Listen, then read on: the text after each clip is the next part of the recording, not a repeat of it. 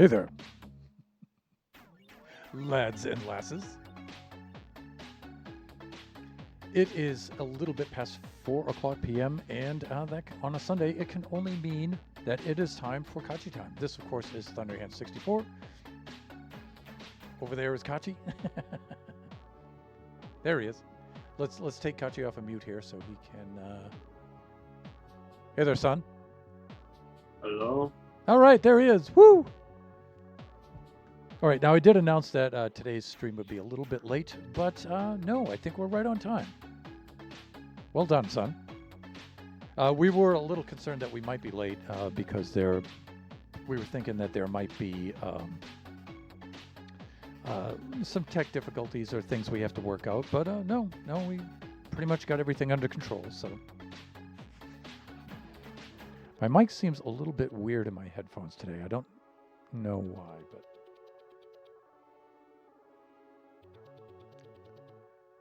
it's not as loud as it usually is with a gain.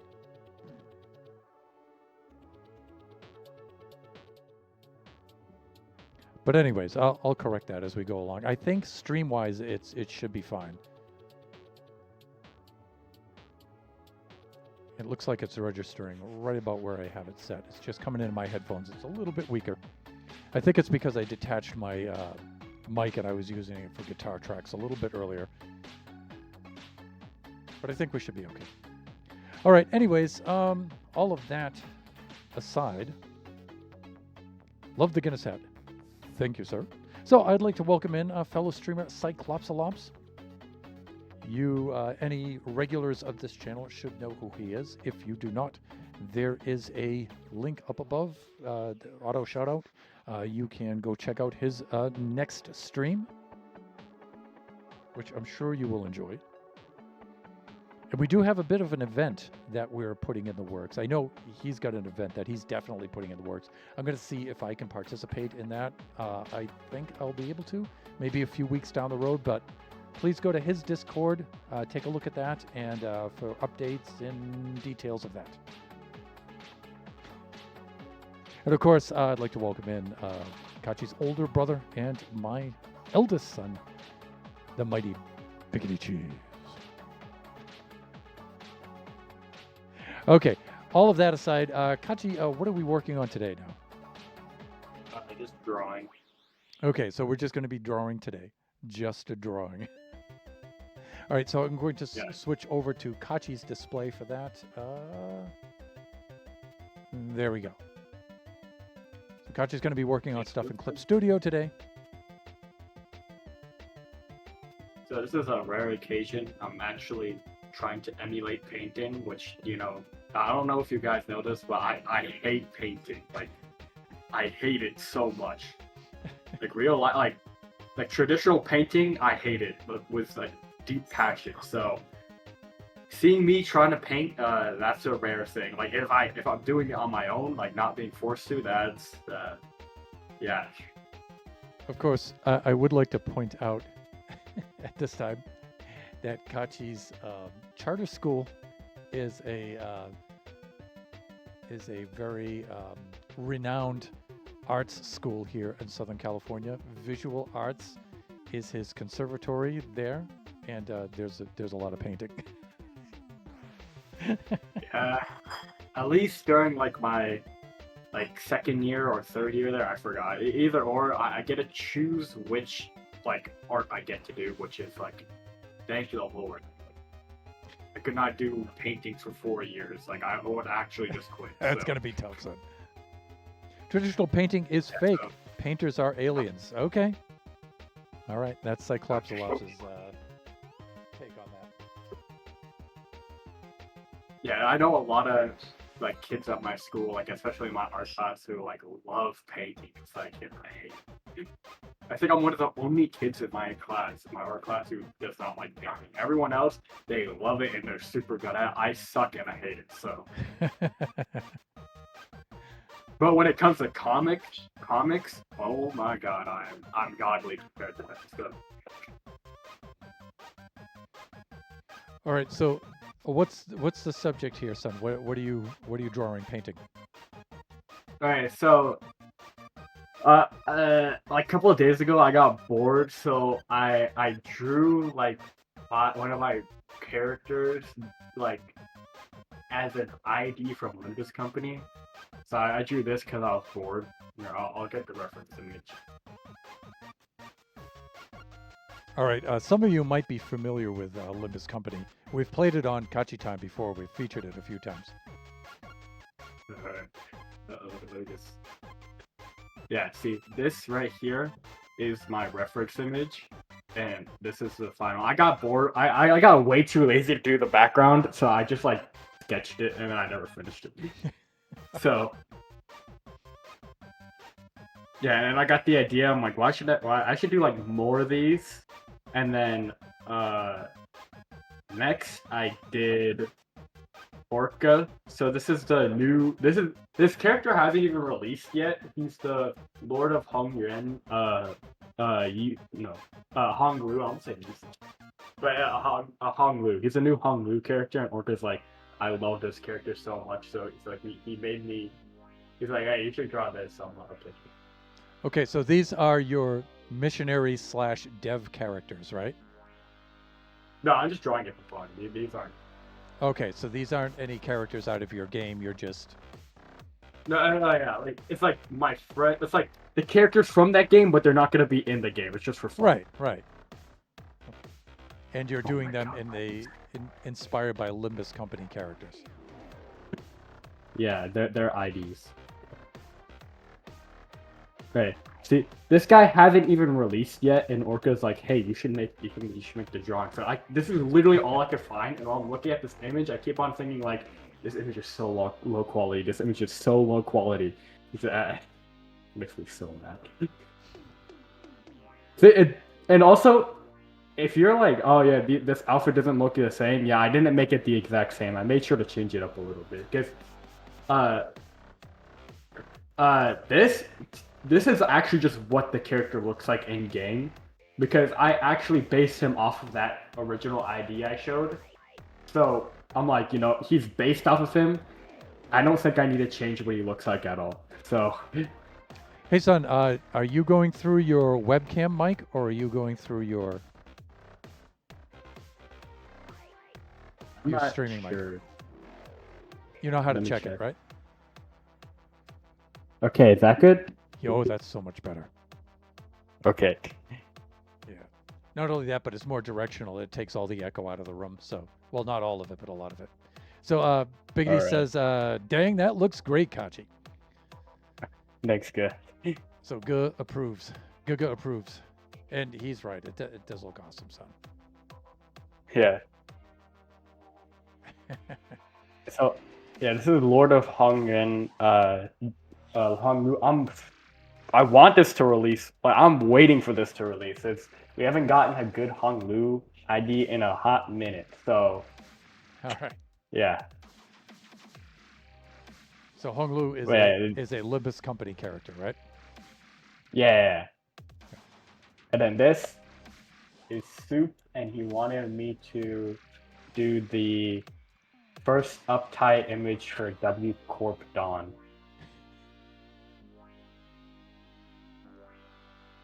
So yeah. Now see, Soup should be in stream for this, I'm thinking. Yeah. I just realized I colored over the wrong thing. It's fine. I'll just color over it later. Look at the little stars. But yeah, so basically how I do this is I just like sketch over. I sketch it, and I get too lazy to do the line art, so I just keep the rough sketch, but I clean it up a little so it's actually like you know what's going on. And then I color over it like this. Like I just use the paintbrush tool, and I blend it. So like you see, it's not blended here, but I just go in and do this, and then wrong layer, my bad. Right, and then I just do this, and it blends it, and it makes it look a lot cleaner. Yep. As opposed to like cell animation style where you wouldn't bother blending them, right? Yeah. Yeah, you'd have like the three colors. You'd have your base color, and then you would have your shadow and highlight. Yeah. Yeah. I'm mostly doing it this style because Limbus Company kind of does it that way. I don't know how to get that exact Limbus Company look, but I'm just doing it this way because it looks good. So Yeah, there's a way that you can do that with gradients too, yeah. but it looks less like painting when you do that. So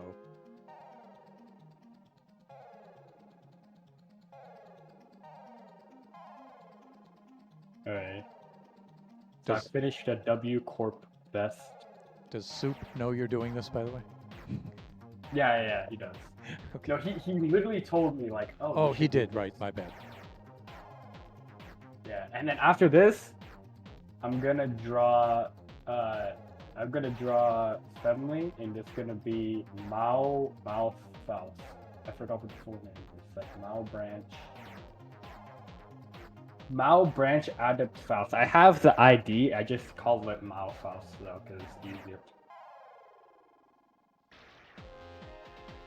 Yeah. So I'm gonna draw that after this. If I finish it on stream, that is. All right.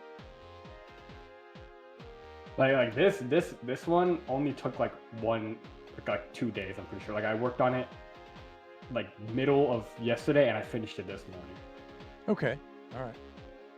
And this one I think also took 2 days because it mostly takes 2 days because I just take a lot of breaks in between. Like if I wanted to, I probably could finish this like one day really easily, but Yeah, it's across 2 days, but it's not like 24 hours of sitting there working, right? yeah. Folks, Kaachee is trying to get as much of this stuff in as he can right now because Tuesday, son, is when it all fires up, right? Yeah, I'm not happy, so. I mean, there's going to be a lot of cool stuff that comes down too, but that's where everything fires up, right? Kaachee returns to school. He starts grade 9 on Tuesday morning, and but your after-school conservatory doesn't begin. That's still a couple more weeks down the road, right? Yeah, I'm just like I don't hate school itself. It's just like the extracurriculars that come with school. I hate that. That's the only thing I don't Right. like. And it's not that you hate So- those themselves. It's just doing all of that It's just stuff like- at once. Yeah. Yeah, Yeah, it is a crush, and all that driving too. That's what I'm looking at. That's my part of all of this. It's like, oh, here it comes. So, viola lessons. Those yeah. are Now all, they're separated, but because we don't have the time to do orchestra and viola lesson in the same day anymore. right. So, Mama and I are thinking of splitting those up. Yeah, So it's probably I'll take you to orchestra and Mama will take you to lessons because it's too much driving for the old man here. Too much. yeah. Now let me see. Karate is ongoing. The kung fu, that's still going. And then what else? What else fires up? Oh, how about your Chinese school? Mama said if they teach me traditional, which is really low chance, then yeah, I don't gotta do Chinese school anymore. Yeah, that's gonna be simplified stuff, son. Yeah. Definitely. I know that from being an educator, and I know the California Education Department of Education Common Core curriculum. Yeah, and they always teach simplified. Let me see. Cyclops Love says, "Oh yeah, speaking of, I start guitar lessons again in 2 weeks. Awesome. Still saving up to get an electric guitar. Ooh, you're gonna buy an electric guitar? Yeah, and just to start out with one, as long as it's set up well, it doesn't really have to be that expensive if you're just starting Yeah. out. So, like we have 2 fairly cheap guitars here. Like I do have the Fender behind us, and that's just a Fender Squier. It's super cheap, but it's good enough to do a lot of stuff.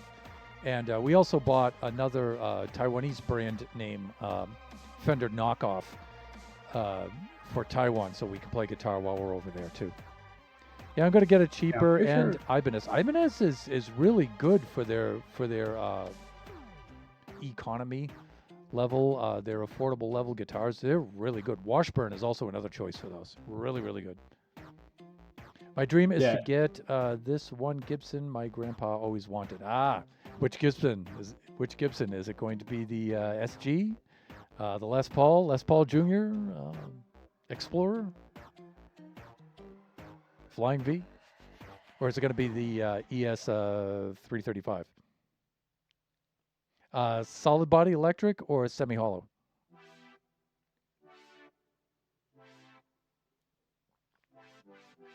I keep forgetting. Okay, well that's cool. That's cool. Gibson's a good name though. Still.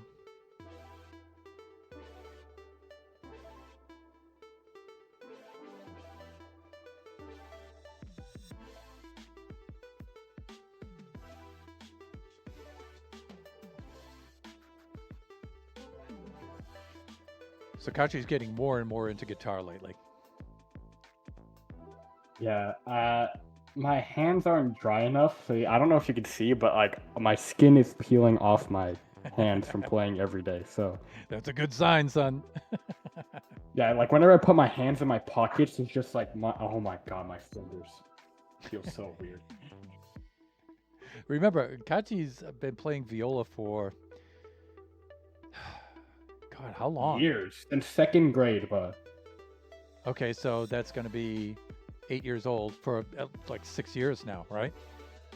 yeah. So Kachi's already used to stringed instruments. So, but guitar is a whole other level of difficulty. No, yeah. It's just they're so different. Like, I mean, yeah, they're string instruments, but like you gotta relearn everything now. Honestly, I wish I started with guitar first. So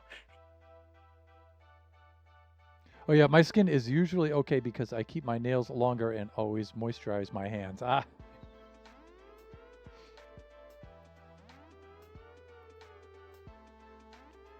my hands, of course. Bass player, right? So my hands are fine. yeah, so your hands are cooked. So yeah, it's mostly just my left hand, since that's the one who's fretting. If I was playing bass, yeah, my right hand would also be Yep. destroyed. Because I played bass like one time for like one night, and my right hand was like gone. So yeah. Yeah, because you were playing fingerstyle with your right hand, right? Yeah. I did a little bit of picking, but not too much. Yeah. There's nothing wrong with using a pick, despite what everybody says on, well, not what everybody says, but what a lot of people say on the I mean, interwebs. my counter argument to that is like some of the most popular like bass riffs ever are like on a pick. So Yeah, and most of my bass playing, almost all of it up until the age of, I think I switched over from the pick to fingerstyle when I was 40.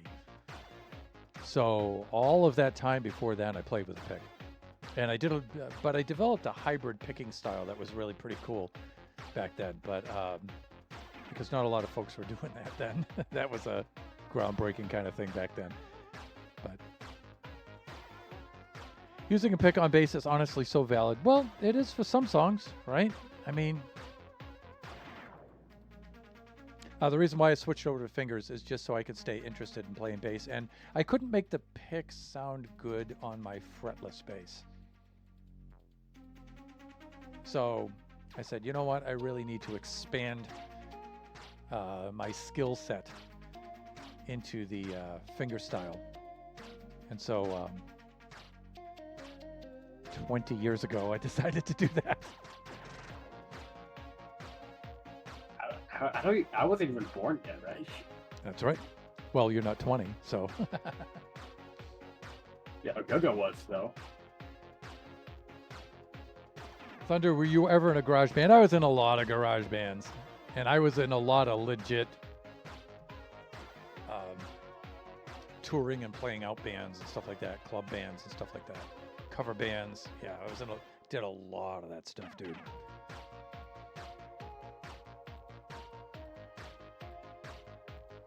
Yeah, sometimes I think to myself like, oh, I want to be in a band, but at the same time, I'm like, no, I don't want to be in a band because I think about it for a second. I'm like, the amount of traveling you have to do and the coordination to do this, like, nah, I can't do that.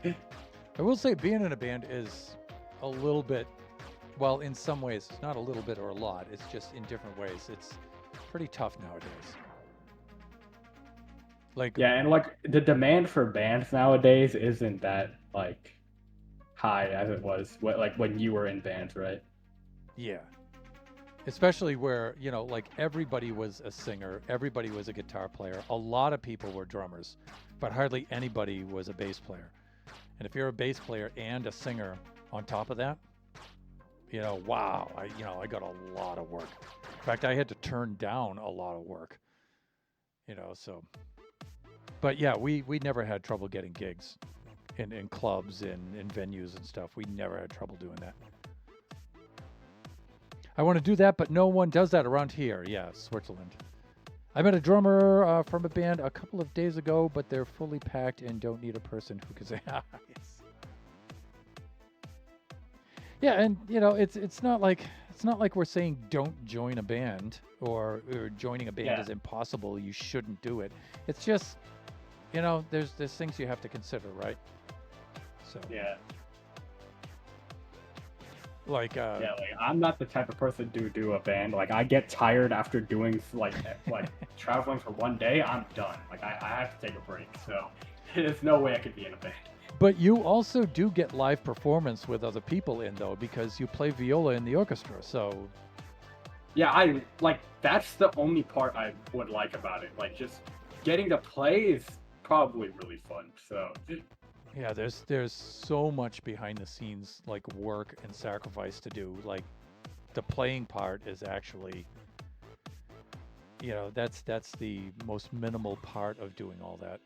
In fact, that's one of the reasons yeah, why I didn't ever like go big time because I did get in a touring band and we did start touring New England and started to go down the East Coast and stuff like that. And we had plenty of gigs lined up and everything, but I didn't like traveling on the road like that for long periods of time. I really didn't like that. Like living out of a van with like five other dudes and stuff, and I didn't like doing that. That was not cool. I like having a home, a base of operations, and then going out from there. But I don't like being on the road like that.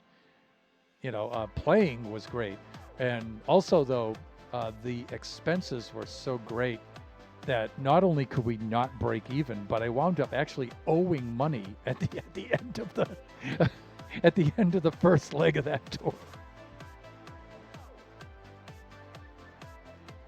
The whole Hand family has music aura. Indeed, we do. Indeed, we do. And for a few generations, too.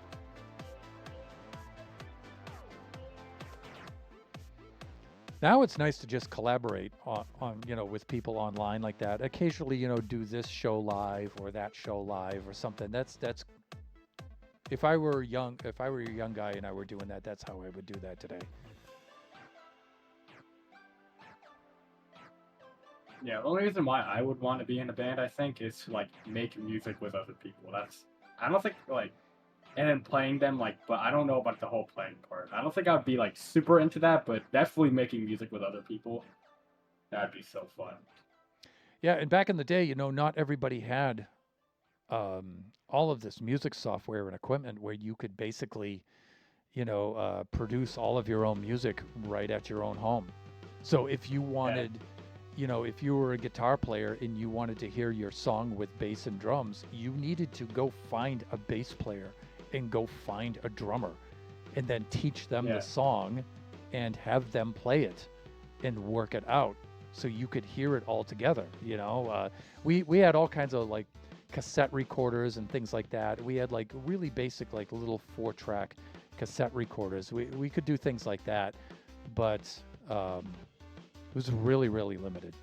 And so you needed people, you needed a band if you were going to try any kind of music. And, like nobody wants to hear originals, everyone wants to hear covers. So if you're trying to write your own music, It was really, really hard back then. It's easier now to do that than it's ever been, which I find incredible, right? I love hearing people make their own stuff. Also, these days, there are too many sweats. You see these videos of people busking on the street and absolutely flexing like I can't compete with that. Honestly, I have the face card, I have the hair, I have the style. I'm just missing the skill. Yeah. And, it takes a long time to develop skill, especially for guitar. Oh, my God. Oh, my God. It takes a long time to learn how to play guitar. It really does. And you have to do it a lot. But, a lot of people you see in those videos, you'll see the honest ones will show you, like, what they're doing behind the scenes to make that video. They'll show you like how many takes they did on it, and how many times they screwed it up and did it again and again and again, how much they had to practice for that, how much work they had to do to get the sound right for that.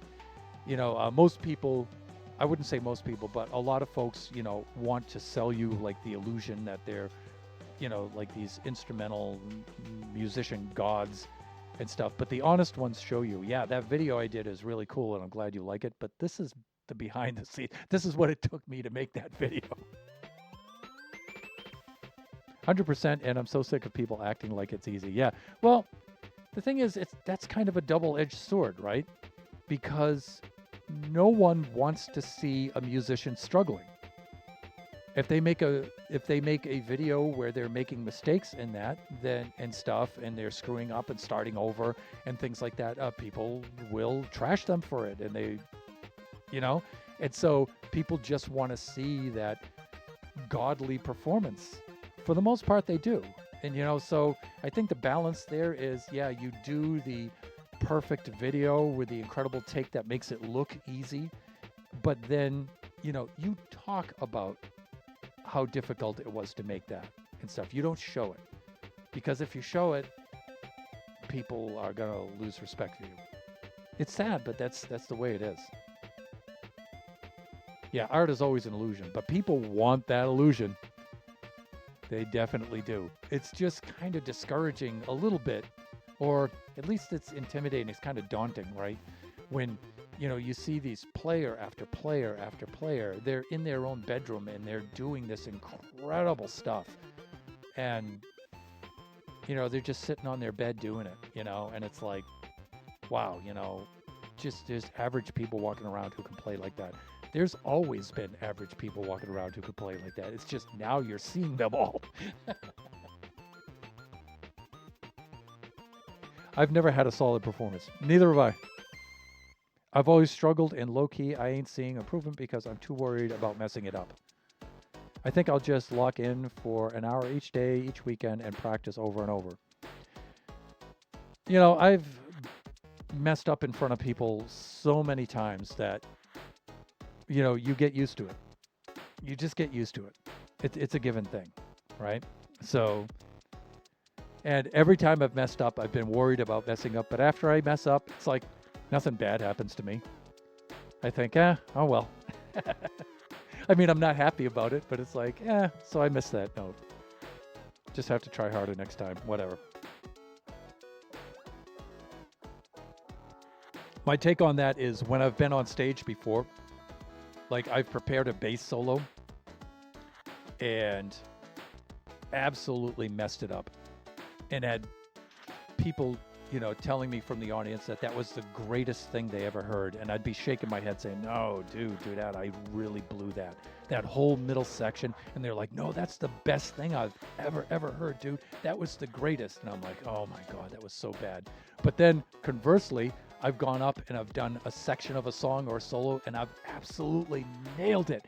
And I'm so satisfied. I'm like, yes, I nailed that. And the audience hates it. Dude, you suck. So, what do you do with that, right? What do you do with that? You're just like, okay.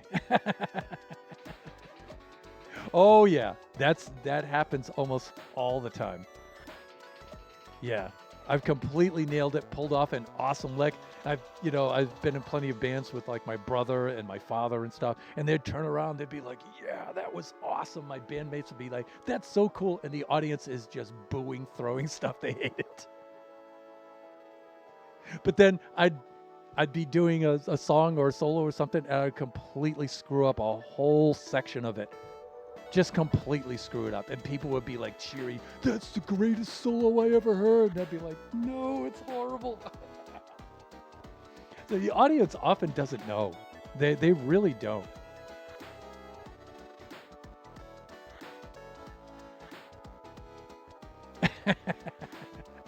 Yeah, audience. That's why, like, when I'm in like orchestra or I'm performing, like, like 90% of the people who are there probably have no idea what you're doing, so it's fun.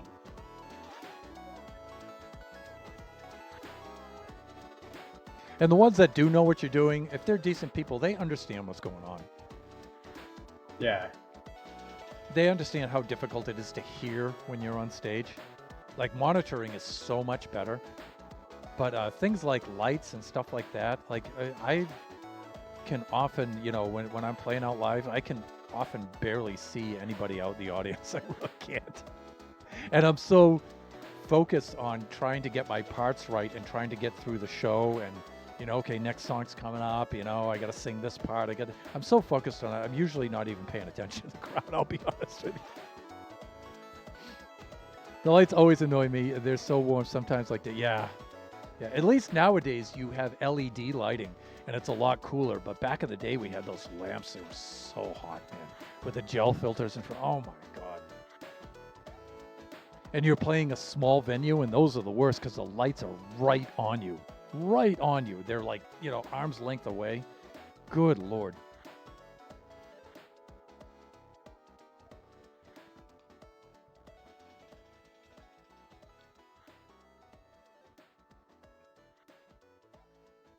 Yeah, that's one of the reasons why I don't play out nowadays and everything. I'm just too old, and not only that, but the playing out the live band experience nowadays is just so darn different that I wouldn't even know where to start with that. All my gear is outdated.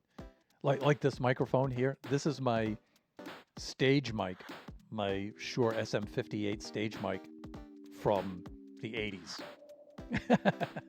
So this is actually not a good streaming mic. It's not meant for that. It's not a condenser mic. It's not good for streaming. But I'm just repurposing for that because I have it. Let me see. At my last gig, the lights were about 3 feet away. Oh wow! And when I walked out, I was almost soaking wet with my mask. Sounds like an he's not gonna lie. Well, it's like I said, it's made for live stage performance, so.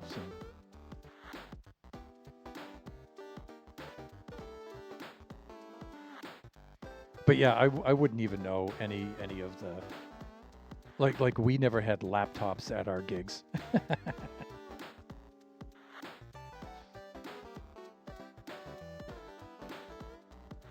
Oh, Kaachee's eating on stream.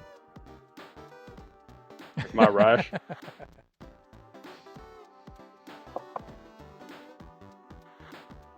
Like, I know I'm proving the stereotype, but oh my God, rice is so good though. Even today, we still have a maze of wires running into the speakers. Yeah. But one thing I will say though is the gear has gotten a lot smaller and a lot more portable. Wow. Because I still go out and watch bands. So.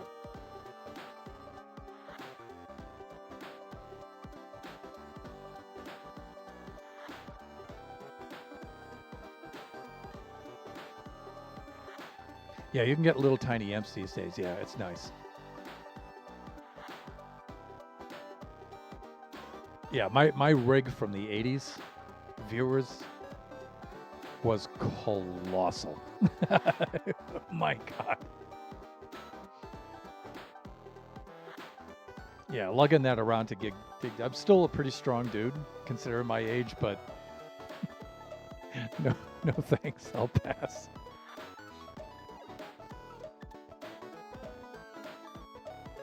Your gear stacked up probably would have been twice as tall as Kaachee. I used to have two 18-inch speakers for my subs and two of the double tens. Kind of like that. So I had that on two sides. And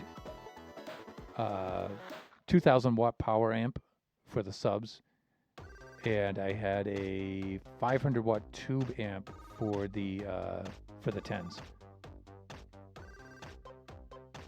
So I only have half of it now.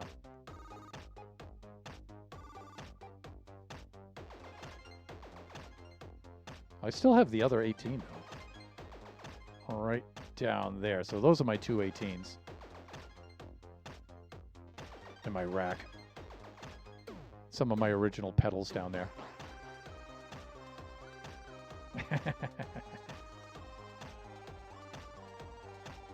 Psych, what are you using now?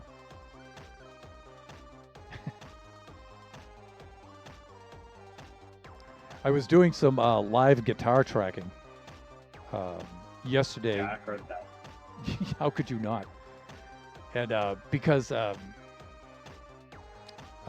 needed to get a feedback effect on the guitar for one of the tracks, and you can't get that going. You know, you can't get that through direct signal into like Ableton or Pro Tools or Logic Pro, anything like that. So you have to have it live in order to get those feedback effects. And so while Mrs. Thunderhand was out of the house at work, because that's the only time that can get done, yeah, I did crank this up and I did blast it out. And it wasn't anywhere near its peak. It wasn't even close. Currently, I own an acoustic guitar, an Ibanez. Oh, it's a big one.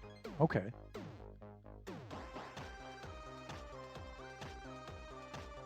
Which model is it, do you know? I tell you, Ibanez makes good instruments, man.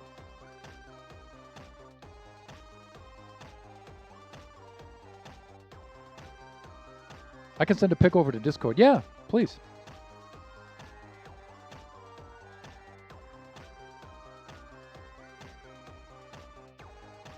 All right, so Kaachee's got a couple of other figures sketching in here.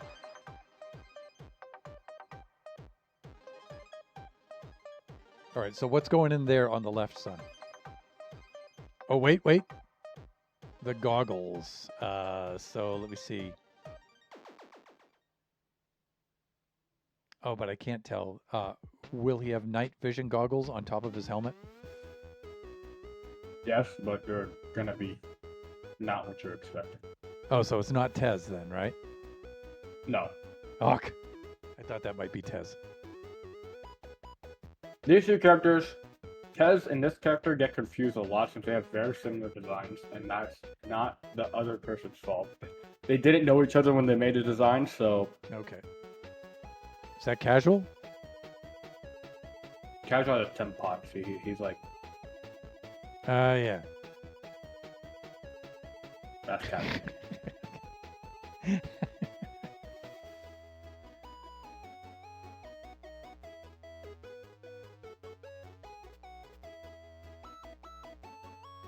Sent. Oh, okay.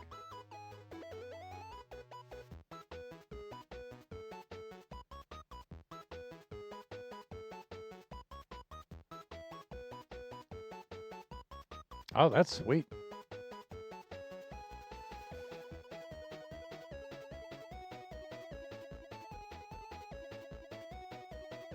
That's a fine looking guitar. I'm envious.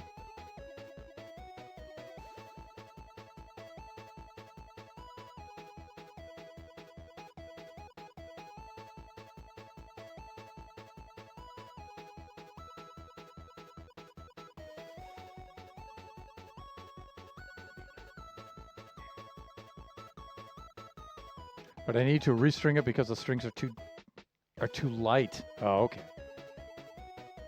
What gauge are on there now? Because I had to put 11s on the Fender because I'm a bass player.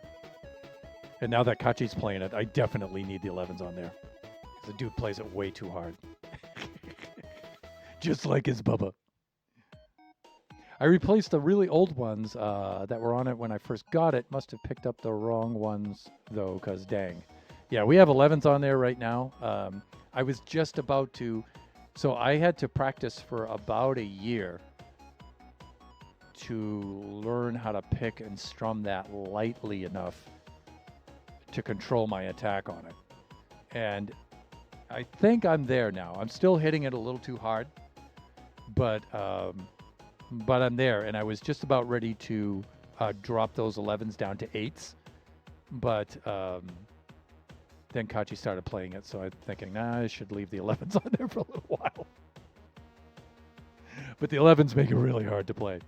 But also, it also depends on the scale length of the neck too.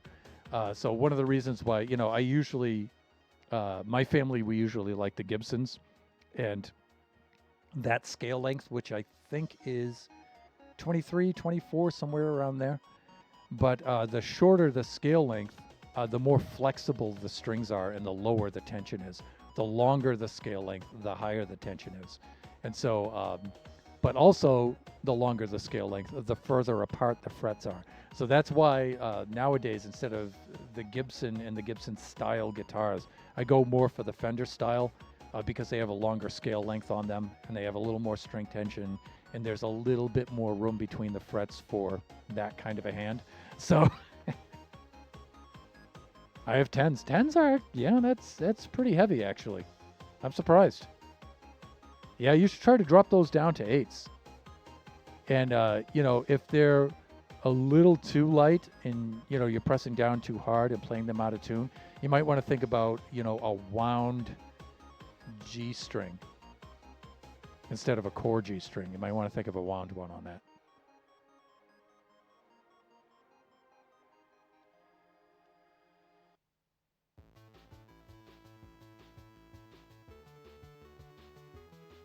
All right, so Kaachee, I guess totally wrong on the dude to the left. So which character is that?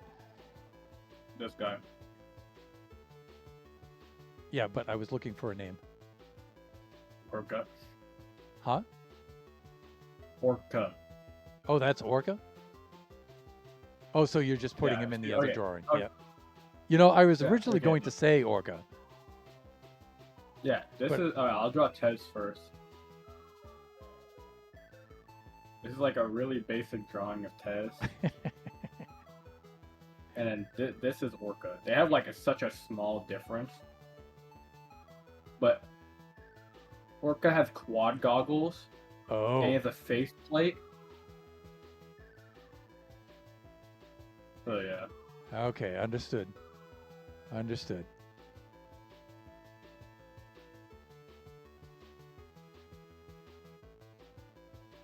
Kaachee, your poses are getting so much better, son. Yeah. I've been practicing in Thailand. Yeah, because it's hard to, get like realistic lifelike poses that look alive, but also that aren't too complicated so they make good art. Because if you draw things 100% realistically, it doesn't come through for art. There's things, it's like Cyclops was saying, Cyclopsolus was saying earlier, for a different reason. Like art is an illusion, but you don't want to draw things 100% realistically because it just doesn't map from 3D to 2D to a 2D surface always in a clear kind of way, right? And so choosing things like poses to get things across with like foreshortening and stuff, yeah, you're doing a good job choosing those. Because your characters look like those are like real life kinds of poses. Right? And it makes them really look alive. To be honest, I am copying what Nimbus Company did, so. Yeah. But still, it takes a good eye to know that. To have a sense for that, I should say. Because, usually people, when they draw poses and they don't really know too much about that, their poses are very stiff and they're very unrealistic looking. They look like the characters have stopped doing what they're doing to pose for a picture, right? So it's hard to make them look like, they're just, moving or just in their environment, right? All right, we're about time at our break time. I'm going to run about maybe 3 minutes of ads, and then we shall be right back. Yeah, I'm just trying to find a reference for Midjourney.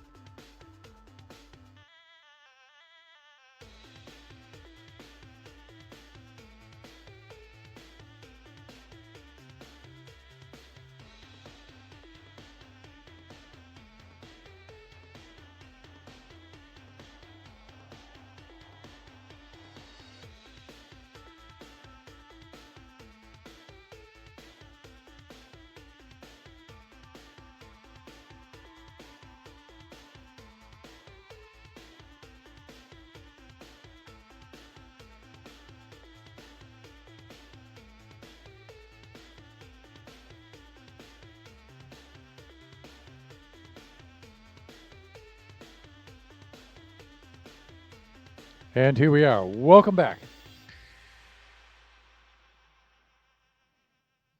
Again, I always explain that my ad breaks are just to disable the pre rolls. for these students, right? For the viewers who come on in to the stream so they don't have to wait through pre-rolls. Students, yeah, I was thinking about teaching earlier today and I was going over some of that stuff.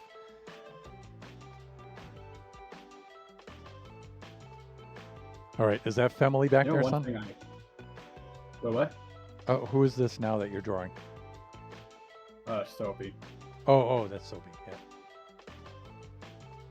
Yeah, one thing I just really figured out how to draw is like someone crossing their arms. For so long, I'm like, what the heck is even going on when someone's crossing their arms? But I finally get it now. Yeah, it looks good, son. I just never understood it because it's like, what the heck, man? Like, why? When like God was creating humans, like, hey, let's make it like look like this when they're crossing their arms. Like, why do you gotta make it look so weird?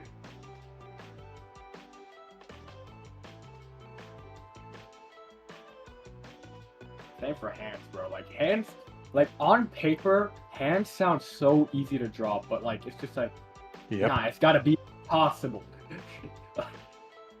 And it's like even with these like drawing techniques, like you know like these drawing techniques where you can go like yeah, this, you block like, them in, yeah. Oh my god, that's still so hard. And the thing that makes features like hands look so goofy is, again, it's line choice, right? You can't put in everything you see, right? The more you put in, the weirder it looks. So your choices of what features to put in and what to leave out really makes a big difference. Because when you're drawing in hands, what the viewer needs to see is not the hand exactly the way it is. They need to see a representation of the hand, right?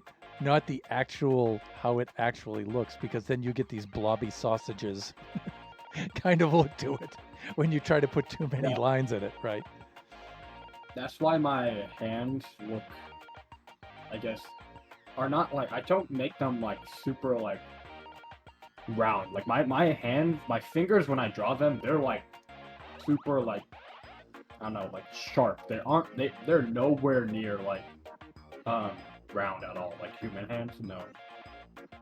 You know, there was an art teacher, I forget their name, which is a bit of a crime because they're super good. But they did have a piece of advice for one of their students that I never forgot. They said, you know, if you're drawing something and a line from what you're seeing is almost a straight line, just draw it as a straight line. Right? Like if somebody's arm is you know, like this, and on this side of it, that almost looks like a straight line. There's like a very, very graceful curve to it right there. Just draw it straight. If it's almost straight, just draw it straight. Right? Because you're going for the illusion of that, not for, because when you try to put that gentle curve in there and stuff, it just looks weird. It doesn't map onto a 2D surface well. And the curve is too exaggerated. It just looks strange. So that teacher would always say, if it's almost straight, just draw it straight. So, and it looks so much better. When you do that, it just, yeah. Same thing with hands with fingers, right? When you're holding up the hand and you look at the edges of the fingers, there's bumps and curves and everything. Yeah, just draw them as straight. You know, draw them square looking and straight. Because that's how our brain kind of expects to see them, right? And when you try to make them look too realistic, it's too hard to do.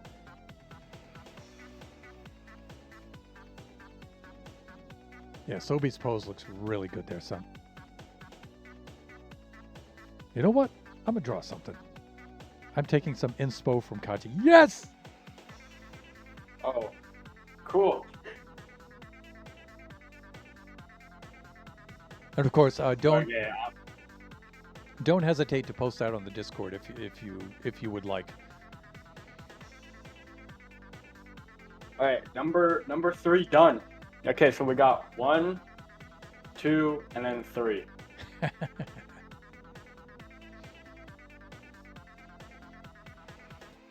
Of course, this one's my favorite. But yeah.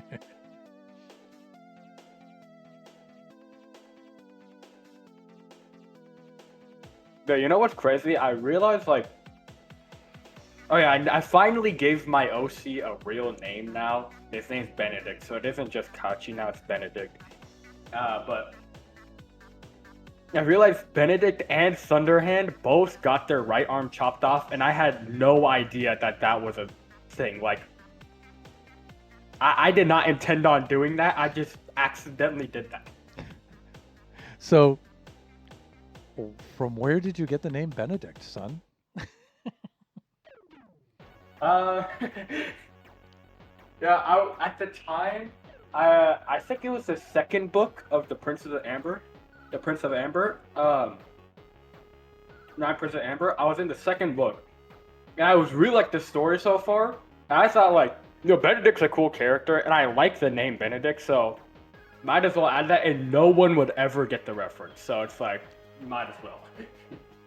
All right, so Kaachee's alluding to Roger Zelazny's Chronicles of Amber books that I got him started on. So, yeah, he needed books to read for school, and I'm like, I think you're going to like these. So, so there's 10 books in all. They're about the 9 princes of Amber, and one of them is Benedict. And usually the guys like Benedict. They like that character. He's not my favorite. It's just like he's like one of my favorite, but he isn't my favorite. Yeah, he is super cool.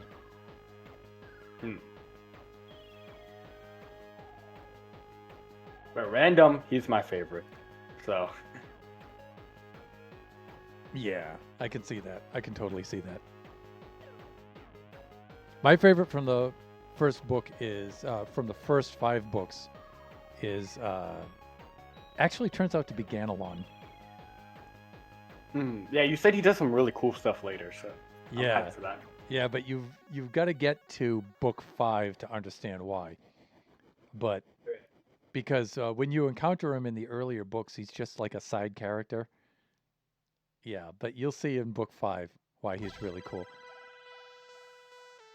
The second 5 books, 6 through 10, yeah, I have 2 characters in there that are tied for my favorite characters in that one.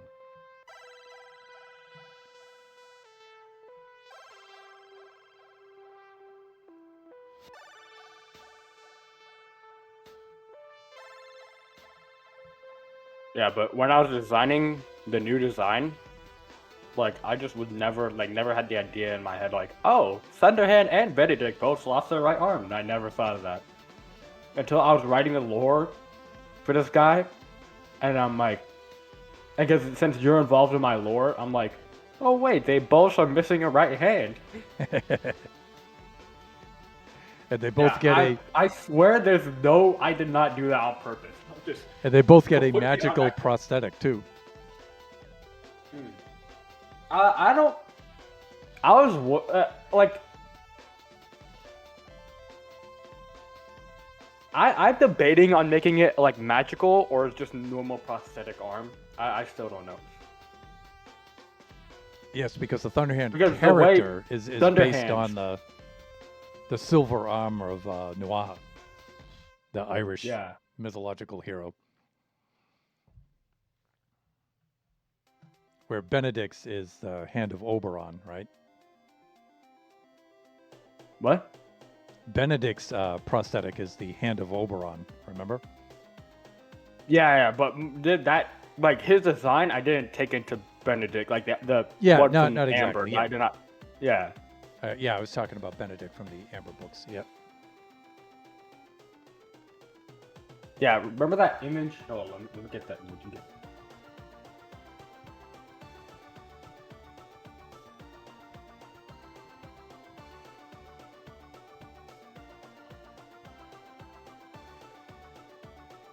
Yeah, he's completely inspired off of this guy, so... Oh, yeah. Okay. Yeah, so they're both missing a right arm, and it got turned into a flamethrower.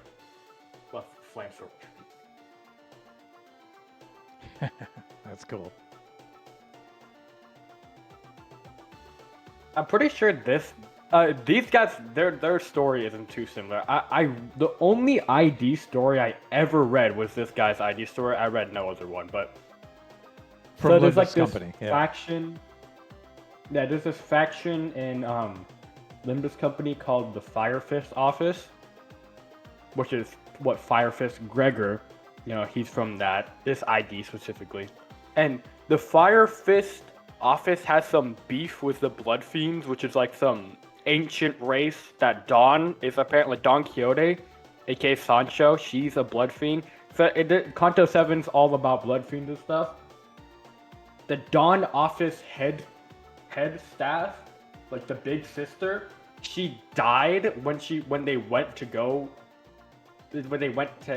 take down the Blood Fiends because they got a contract to do it, and they're really low grade fixers, so they really need the money. But when they went, she died, and then every single Fire Fist officer, they swore to kill them. So every single day they go in and kill as many Blood Fiends as possible. So that's what this guy is. So yeah, we just call this Gregor PTSD Gregor. And he's my favorite character in the entire game.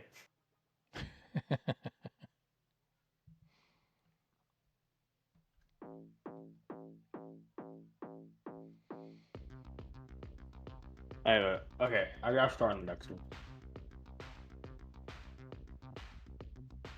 Alright.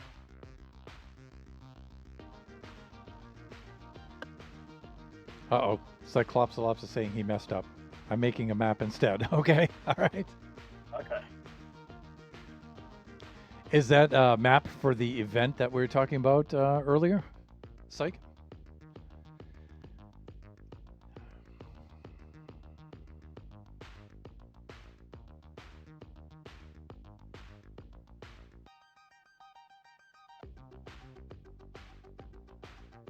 I was thinking I'd make a map of my canton. Oh, okay.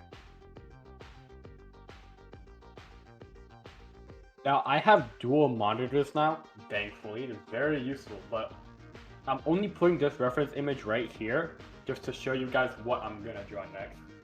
Okay, but I think the screen capture, since it's on it's capturing Clip Studio. It's not capturing... Yeah, I know. I said I'd put it here because of that. Okay, because we have black screen right now. Yep, black. Yeah. Because it's not capturing that monitor that Clip Studio is on. It's capturing Clip Studio itself. All right, there you go. We can see it in Clip Studio now. I don't know why I closed, but okay. But as I was saying, I don't need this reference image here. I'm just showing you guys what I'm gonna do next.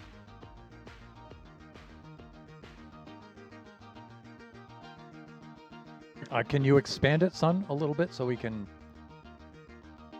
especially for folks who are looking at this on their phone. There we go. Okay. All right, so you have a figure in the foreground there, and then you have two in the background. Yeah, remember this guy? Right. Yeah, that's him in the background. Oh yeah, okay. And then let me go.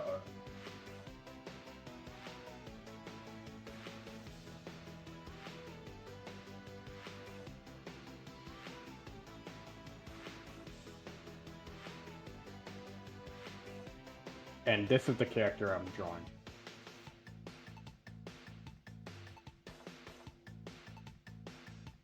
Yeah, so Family made this model. I did it. Ah, that looks cool. So I'm gonna be drawing her in this type of outfit in this pose. Hey, And now I don't need these. I'd like to welcome on in Buffoon alumni Waylander Tone, and thank you for the lurk, Tone.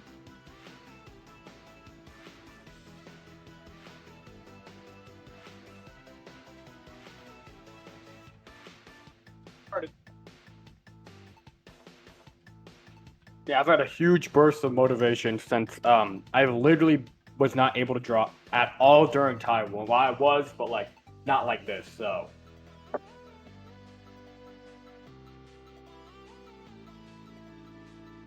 that's how I'm able to draw so much. So So we did set ourselves up with music equipment over in Taiwan.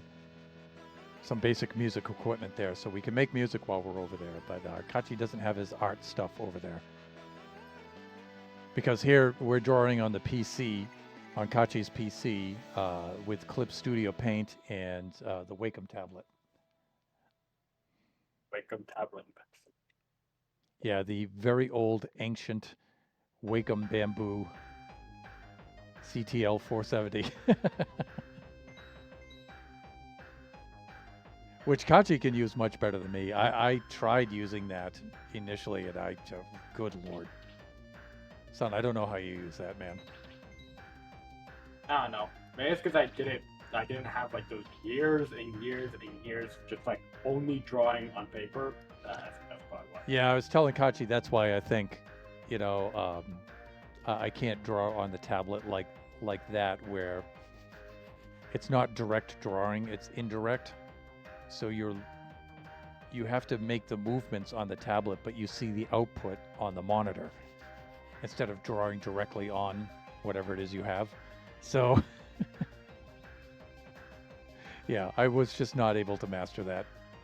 And so I was in a rush to actually get Kaachee set up with that Wacom Bamboo tablet before he spent too much time drawing on paper, so he would be able to adapt. And I think it was a good call, son. Yeah. So what I have is the Gaomon, the PD 2200 is what I have. But that you can draw directly onto the monitor. So it acts like a monitor and a tablet combined. And so you can draw directly on it, but that is massively expensive. That's this thing right here. So this folds downward and like a tabletop, and then you have your Clip Studio and stuff, and then you can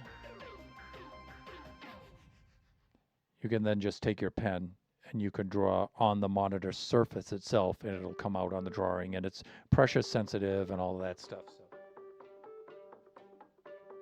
But good lord, is that expensive? That is so expensive.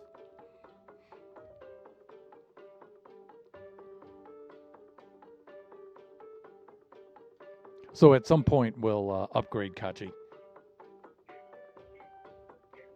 We're going to have to, because he's going to have to produce a lot more artwork for his school. So,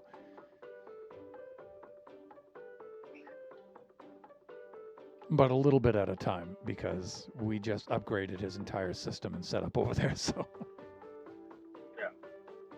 So if you go into our community Discord for Thunderhand64_gaming, the Discord, which there is the link if you're not a member, or I should say the link should be in there. If you're not a member, you can use the link and you can join, and you can see all things Thunderhand64 related, our streams, all of that stuff. In the Tech Specs channel, you can see all of the upgrades that we just did to Kaachee's system.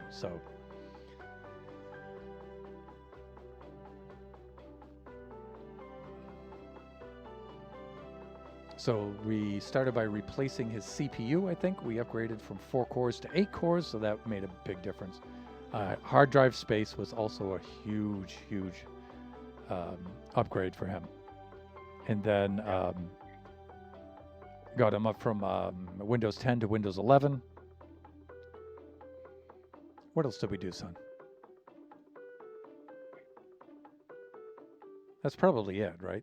Oh, well, we have the second monitor too, so Kaachee's rocking dual monitors now.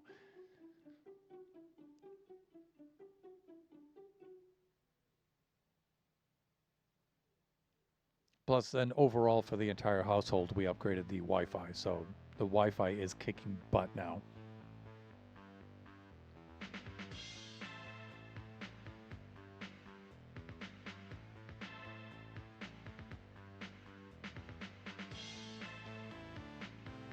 Just trace the lakes and borders to make it easier. Ha. Yeah. So, Psych, are you going to post that on your in your Discord?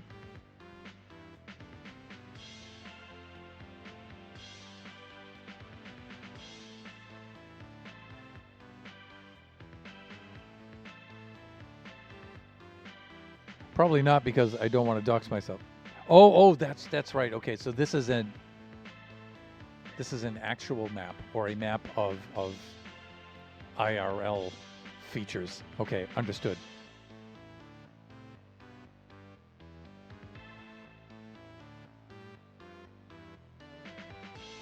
I realize I should have known that, but I probably missed that somewhere.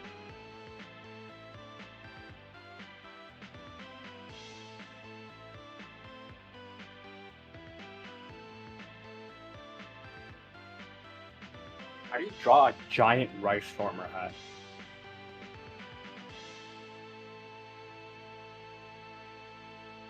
Well, it's a very oblique cone, so I would draw the headband part of it first, right?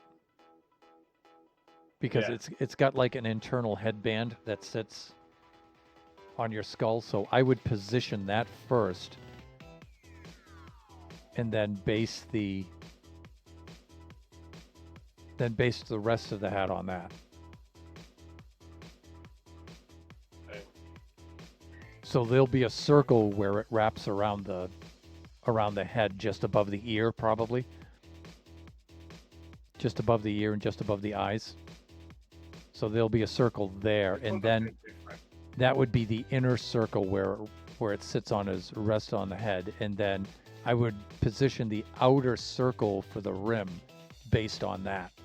Just take that circle and then expand it outward, and then I would put the point in the middle at the top.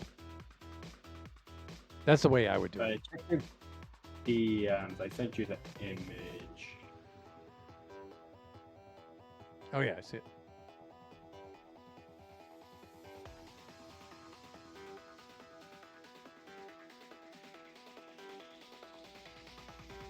Yeah, same thing. You know, although that rice farmer hat seems to sit on top of the head instead of actually going down around it, but I would make that circle on the top of the head first. And I would get the angle of it, like get the line for the point at the top right down through the head into the neck. And then I would do the outer circle, that's the rim, and then I would connect it.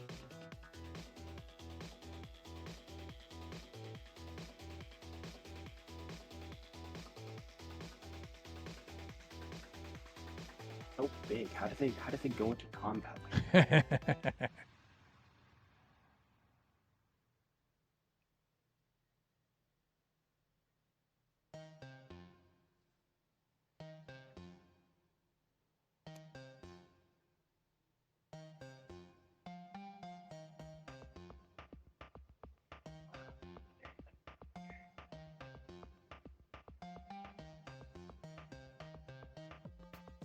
I love about digital that I can just move it up.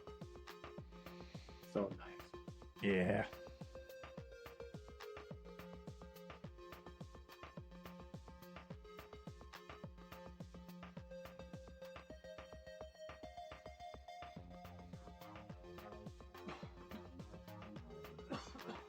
Excuse me.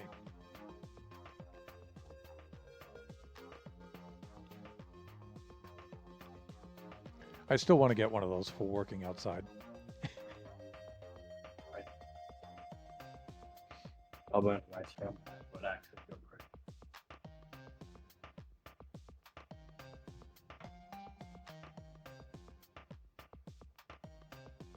Still need to see you in the Joseph Joestar outfit.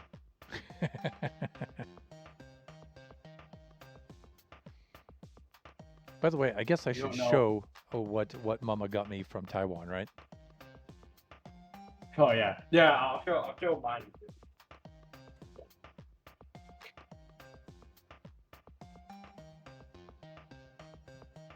I got this silver chariot from the same brand. Okay, here, let me switch over to your cam, all right?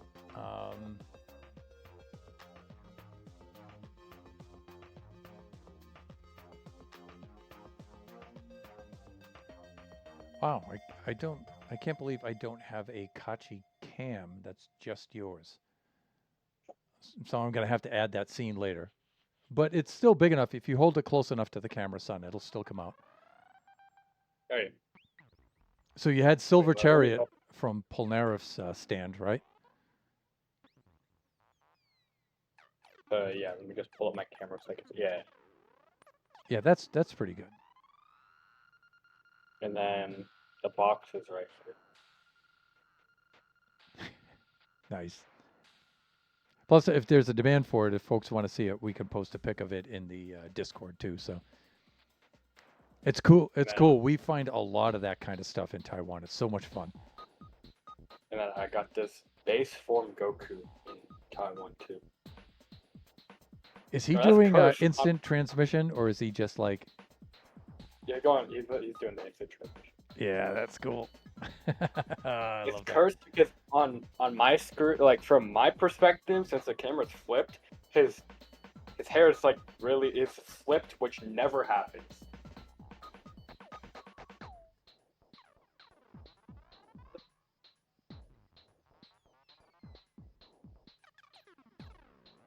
Ah, But yes. and it does this really weird thing. Like his neck is super weird. Like it can go like that. All right, is that Ultraman Arc? Yeah, it's the Ultraman arc. Yeah. Like his neck is like really weird. Oh yeah, that's wow. That is very strange. So, I mean, it was the cheapest Ultraman figure there, so maybe that's what. Was it last year or the year before that we watched the Ultraman Dyna movie there, son? I think it was last year. Yeah, they had so much Ultraman merch there. And Yeah, Iggy we got really me cleaned up the last figure. year. And then Guga got you that for your birthday, right? The Joseph Joestar? Yeah. I mean, no, the Jotaro. Jotaro. Yeah, here, hold it closer to the camera. Yeah, that's good. How did you get him to stand on the stand? Because we were having trouble with that. Good just jammed it in and it worked. Fuck.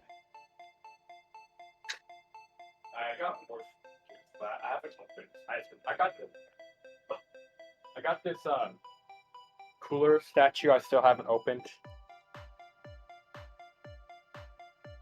Is that your favorite Dragon Ball character?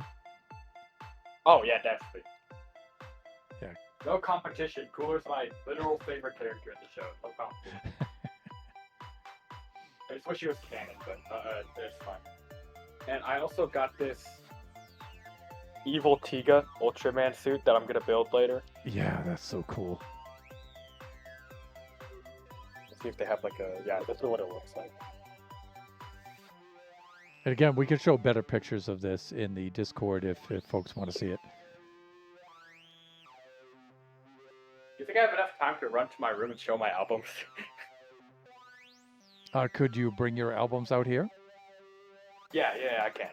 Yeah, as a matter of fact, just bring them in the studio because my cam scene is bigger. We can fit them on there better. All right. So I'll switch over to mine.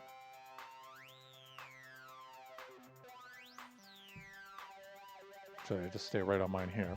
So this is what I got. I got the Mrs. Thunderhand actually got this for me. So that's from part 3, Joseph Joestar, which Kaachee and Biggie insist I look like this dude.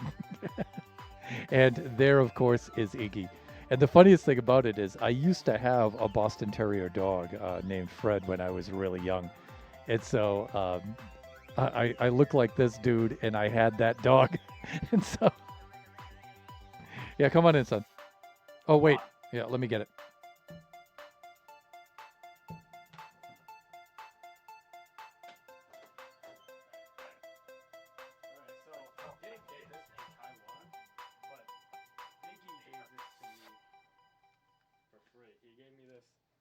Physical graffiti album. Yeah, here we go. One of I think my personal favorite Led Zeppelin album. So Nice. yeah, he just So youngsters like to collect vinyl as artifacts and art now. And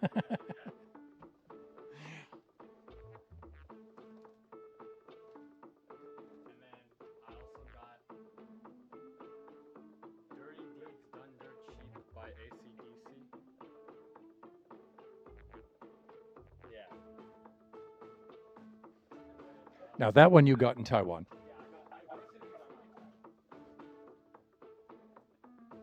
It's got damage, but I got Moving Pictures by Rush, one of my favorite albums of all time. So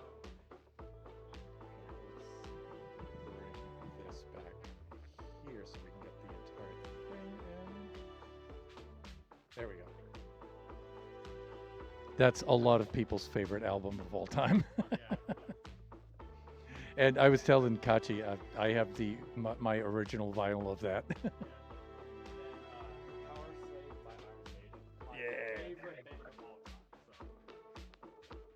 So I think Iron Maiden is like my most influential band ever. That's what I'm trying to do.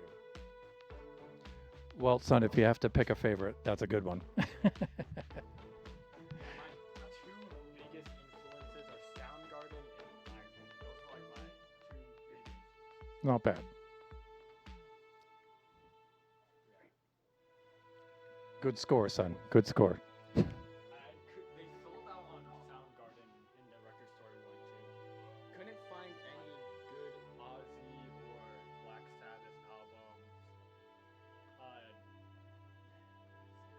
definitely more. Oh, Bad Religion. I think I forgot to ask for Bad Religion. I doubt. I would be very surprised if you found any Bad Religion albums there. I doubt they have any though. Yeah. So.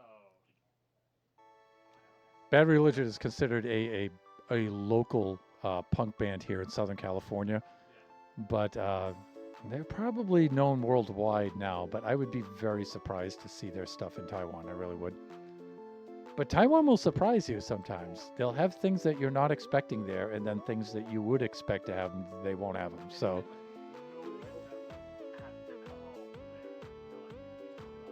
Yeah, this is very strange.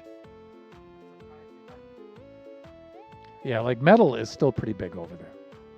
So, you know, you can find a lot of find a lot of the 80s and 90s metal over there.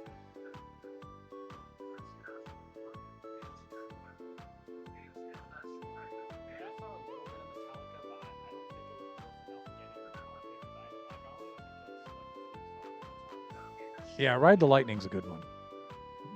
One of their better albums, yeah. Wow, Mama's TV's coming in through the office door. Unbelievable. Yeah, I know. I mean, I'm just how loud Mama makes her TV. It's just. Is it? It's crazy. It's the other end of the house. All right. All right, son. It's almost 5:30. Do you want to wrap up the stream? Alrighty. I'm getting hungry. I want my dinner too. So. Alrighty. Can you close that on your way out? All right, and then I'll do the outro. Okay, so that will conclude our Kaachee Time stream for this Sunday. Our first stream since Kaachee returned from Taiwan. So that's bye, son. That's our first stream since he returned from Taiwan. So it's really cool to do Kaachee Time again. I've really missed that. Okay, let's. Bye bye. I'm gonna go now. All right, thanks for the stream, son. All right, bye bye. All right, let's do this. Let's do this. And we will do that. All right, let's see if there's anyone to whom we can raid out to at this point.